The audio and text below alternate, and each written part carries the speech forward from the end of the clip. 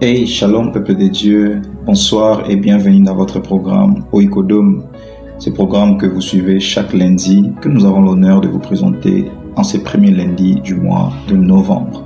Prions l'Éternel et bénissons son nom avant de commencer ce programme ce soir. Père éternel, merci pour janvier jusqu'à octobre et novembre qui vient de commencer chaleureusement. Nous te bénissons parce que nous nous attendons à toi. Tout ce que nous espérons, Père, je sais que tu vas nous les accorder. Parce que il est écrit, tant qu'il y a la vie et qu'il y a l'espoir, les restes, tu sais bien évidemment s'en occuper. Merci pour ta grâce et ta faveur qui est avec nous aujourd'hui et qui va nous faire énormément du bien. Père, permets-nous d'être un instrument et une bénédiction pour quiconque nous suivra et que nous puissions, à partir de cet instant, être, ô Dieu, un instrument que tu vas continuer à utiliser pour ta guise. Que ton nom soit glorifié pour ce jour et pour la suite. Au nom de Jésus-Christ. Amen. Je suis le frère Gloire Kianda qui vous présente ce programme dans cet espace offert par le ministère Yusman. Et je suis très heureux d'être là ce soir parce que nous avons commencé un nouveau mois et aujourd'hui c'est un nouveau lundi dans ce nouveau mois de novembre. Novembre, c'est le 11e mois et l'avant-dernier mois avant de pouvoir terminer une année. Et pour cette année 2024, c'est l'avant-dernier mois pour en finir. Alors, pour ce mois, l'Éternel m'a mis à cœur de vous partager chaque lundi un sujet spécifique et particulier que j'annoncerai chaque lundi par la grâce de Dieu, selon que l'Éternel sera en train de toucher notre cœur. Pour ce soir, il y a un sujet. Il y a un message de réconfort, il y a une force que l'Éternel veut donner à quelqu'un, il y a un message d'espoir que l'Éternel veut pouvoir donner à quelqu'un. Et ce message, je l'ai intitulé « Des opinions aux convictions ». Des opinions aux convictions. Des opinions aux convictions. Vous avez compris que DO est un voyage. Un voyage que l'Éternel veut que nous puissions faire ensemble ce soir.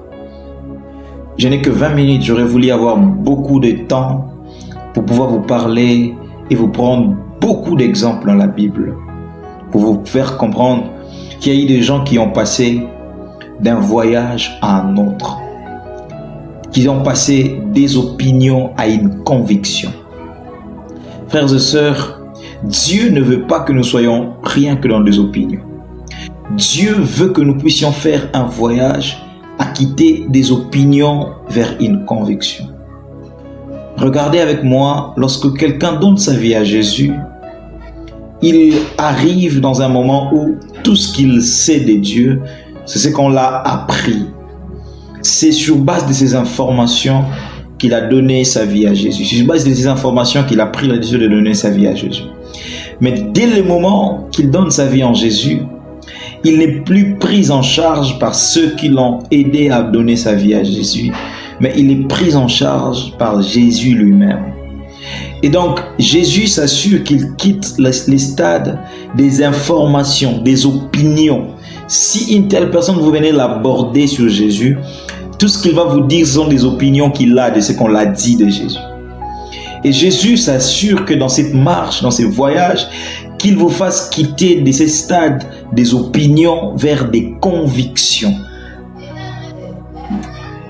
Et c'est ça que Dieu veut que nous puissions faire. Malheureusement, il y a un domaine dans la vie où tout ce que nous avons, c'est généralement des opinions.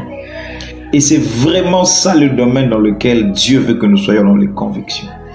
Ce domaine, ça s'appelle la souffrance, les moments difficiles, les moments de disette, le désert.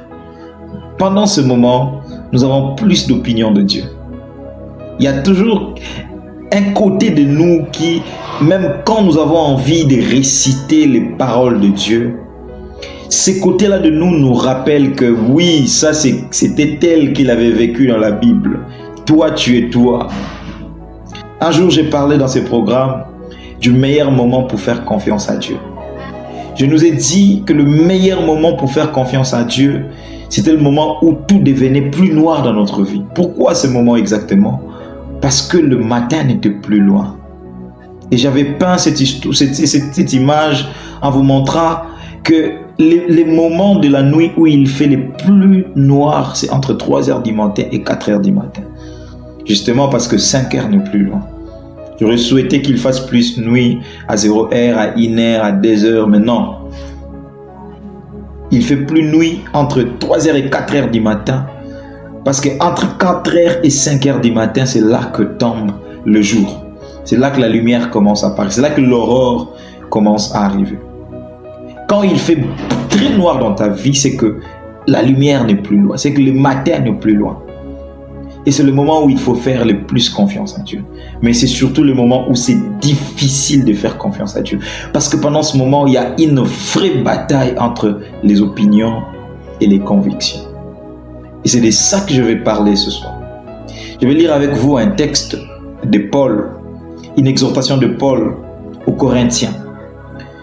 Dans le chapitre 10, Paul dit, dès le verset 1, il dit « Frères, je ne veux pas que vous ignoriez que nos pères ont tous été sous la nuée. Nos pères ont tous été sous la nuée. En d'autres termes, nos pères ont tous vécu de grandes choses avec Dieu. Qu'ils ont tous passé au travers de la mer. Ils ont vécu ces miracles de la mer. Qu'ils ont tous été baptisés en Moïse, dans la nuée et dans la mer. Qu'ils ont tous mangé le même aliment, la même nourriture spirituelle. Et qu'ils ont tous bu le même breuvage spirituel, car ils buvaient à un rocher spirituel qui les suivait, et ce rocher était Christ.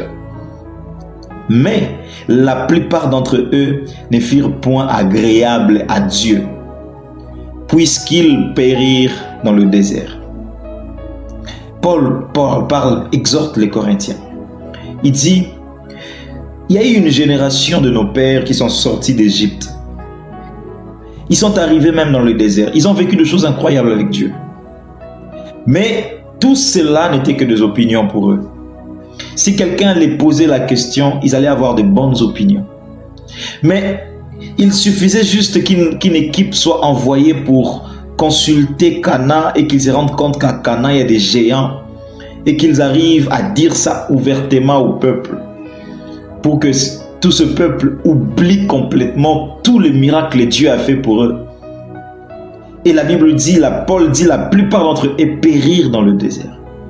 Seulement peu d'entre eux, en l'occurrence Caleb et Josué, qui eux ont reçu la grâce d'entrer avec une nouvelle génération dans Canaan. Parce que eux, ils avaient une conviction. Ils n'avaient pas seulement les opinions. C'est eux qui disaient au peuple, le même Dieu qui nous a traversé la mer Rouge, le même Dieu qui nous a donné les victoires sur nos ennemis, les Amalécites et tout le reste, nous donnera également la victoire. Ils étaient convaincus. Ils n'avaient pas seulement des opinions, mais les autres périrent dans le désert à cause du manque de conviction. Paul dit encore, ces choses les sont arrivées pour nous servir d'exemple, afin que nous n'ayons pas de mauvais désirs comme ils en ont eu. Mais ces choses-là les sont arrivées pour nous servir d'exemple. Quand vous lisez les versets 11, je vais sauter. La Bible dit, non, je vais commencer au verset 10. Verset 10, Paul dit encore, ne murmurez point comme murmurèrent quelques-uns d'entre eux et qui périrent par l'exterminateur. Ces choses leur sont arrivées pour servir d'exemple, pour nous servir d'exemple. Et elles ont été écrites pour nous, pour notre instruction, à nous qui sommes parvenus à la fin des siècles. Paul est en train de dire ceci en quelque sorte. Tous ces gens étaient animés de certains désirs qui ne plaisaient pas à Dieu. Ils n'étaient pas agréables à Dieu. Pourquoi? Parce qu'ils murmurèrent. Ils pensaient qu'en murmurant, ils trouveront des solutions. Mais leur murmure n'a fait que les prendre et les exposer entre les mains de l'exterminateur qui les a exterminés dans le désert. Mais Paul dit, cela les est arrivé rien que pour que nous puissions nous en servir comme exemple, nous qui sommes arrivés jusqu'au fin de siècle. Ils avaient des opinions de Dieu. Par manque de convictions, ils murmurèrent. Même quand on devait choisir qui conduit le peuple, ils murmurèrent.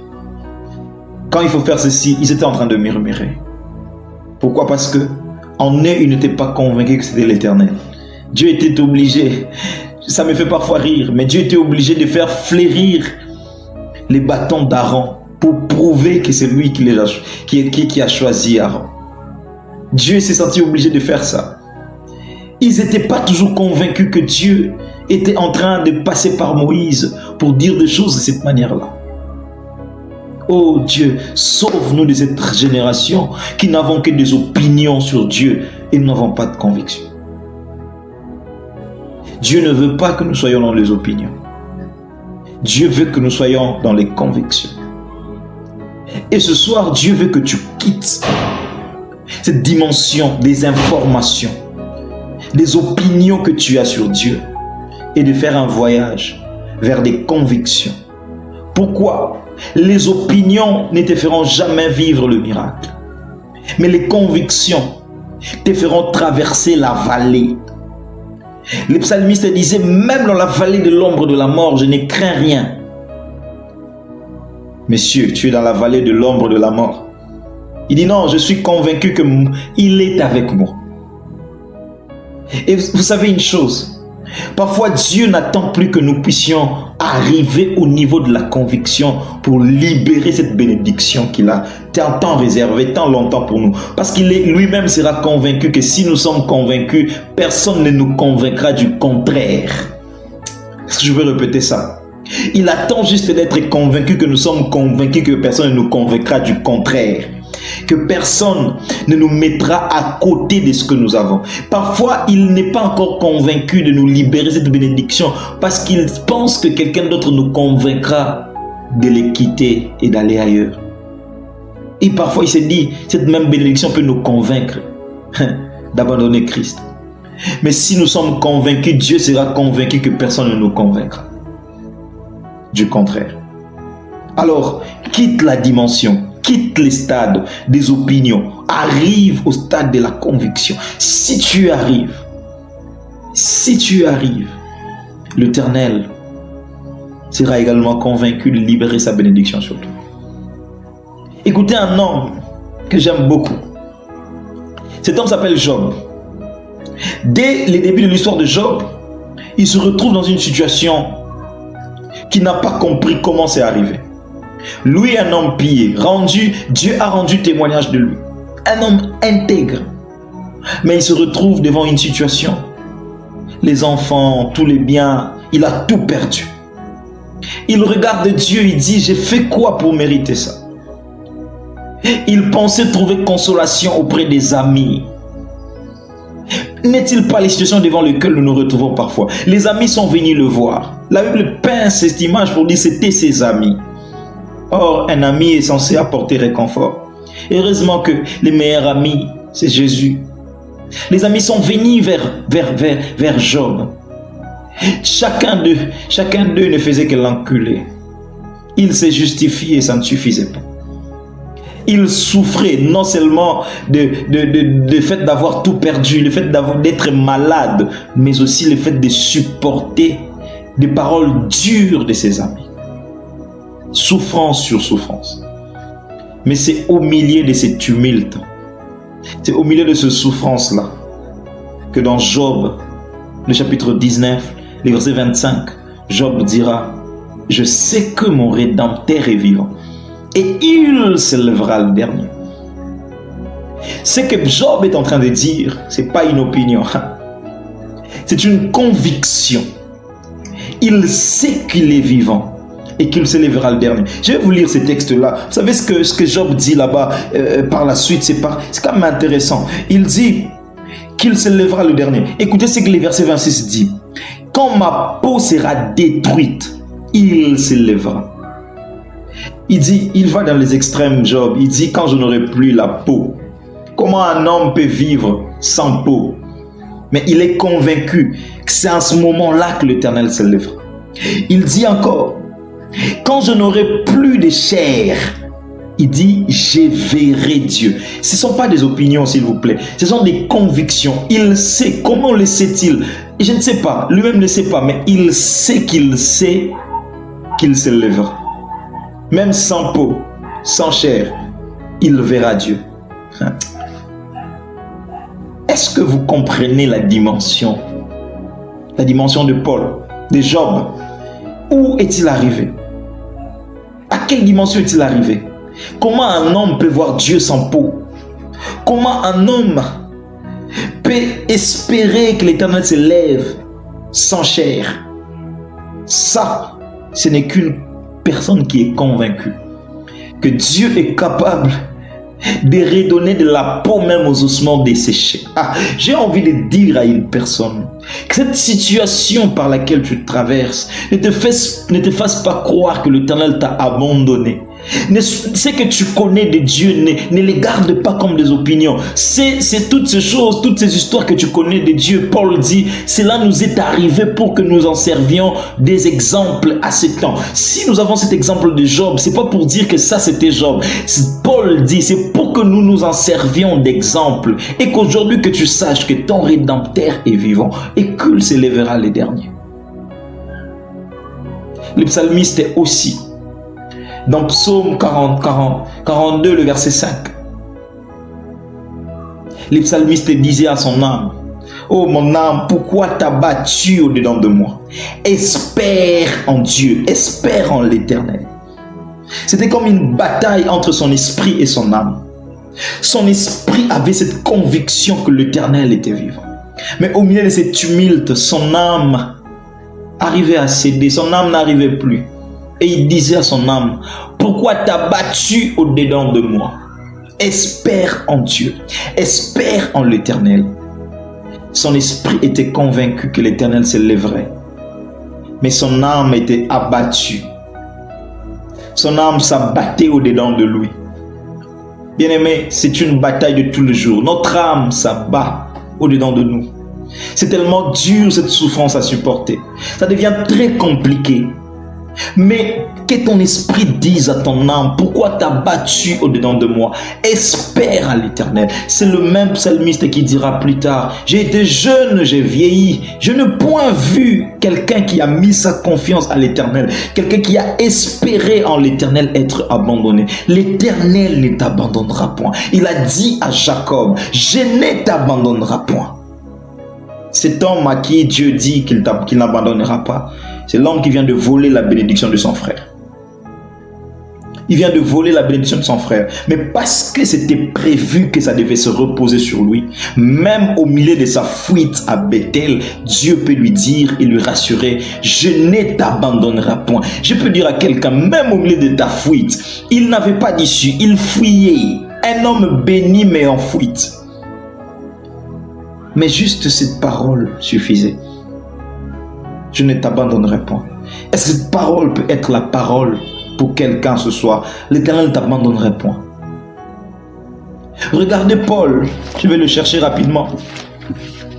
Regardez Paul dans 2 Timothée chapitre 1, le verset 11 à 12, que je le retrouve facilement rapidement. La Bible dit, Paul parle à son fils Timothée.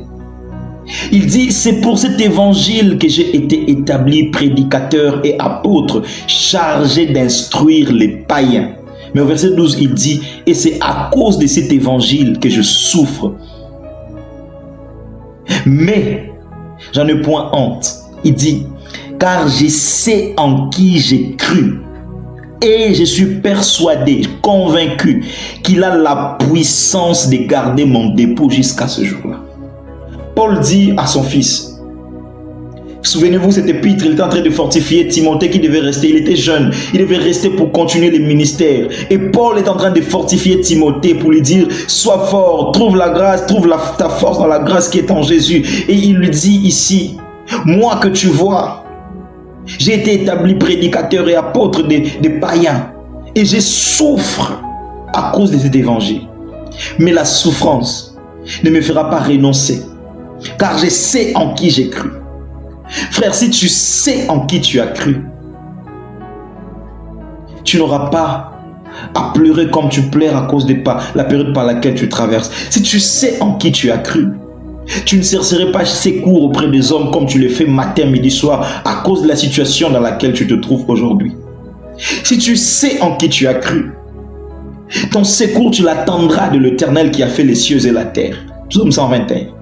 Si tu sais en qui tu as cru, tu ne regarderas pas les souffrances comme tu les regardes aujourd'hui. Tu les regarderais comme une période de maturation où l'Éternel est en train de te faire passer pour t'amener vers la gloire. Si tu sais à qui tu as cru, tu sauras qu'après le désert, c'est Canaan. Si tu sais en qui tu as cru, tu sauras que ta situation n'est qu'un moyen par lequel l'Éternel te livre certaines leçons pour te permettre d'être totalement aiguisé pour la gloire qui t'attend. Si tu sais à qui tu as cru, tu sauras aussi qu'il est écrit dans le psaume 97 qu'il est lumière mais il est environné de ténèbres et l'homme qui veut l'atteindre doit traverser le ténèbre. Et ce que tu traverses n'est que ténèbres. Il suffit que tu marches, tu arriveras à la lumière. Ça, ce ne sont pas des opinions. Ceux qui connaissent, ceux qui ont des convictions, ceux qui sont convaincus de ces choses-là, ce sont eux qui vivent la gloire à venir. Et la Bible dit, la gloire à venir est beaucoup plus grande que celle que nous connaissions. La gloire de la seconde maison sera beaucoup plus grande que celle de la première maison. Je suis venu parler à quelqu'un. Dieu m'a envoyé à parler à quelqu'un, à lui dire, quitte les niveaux des opinions et grimpe l'échelon des convictions. Sois convaincu que Dieu est vivant. Sois convaincu que l'Éternel accomplira ses promesses. Sois convaincu que l'Éternel est avec toi. Sois convaincu que l'Éternel ne t'abandonnera point. Sois convaincu que ce que tu traverses passera. Sois convaincu que l'Éternel est avec toi. Le reste, il s'en occupera. Père, merci. Bénis ta parole et bénis quelqu'un qui l'a suivi. Que cela révolte quelqu'un et qu'il adopte l'attitude de te faire confiance, convaincu que la situation par laquelle il traverse n'effacera pas ton plan dans sa vie. Et je le prie au nom de Jésus. Amen. Que l'Éternel vous bénisse au nom de Jésus. Amen.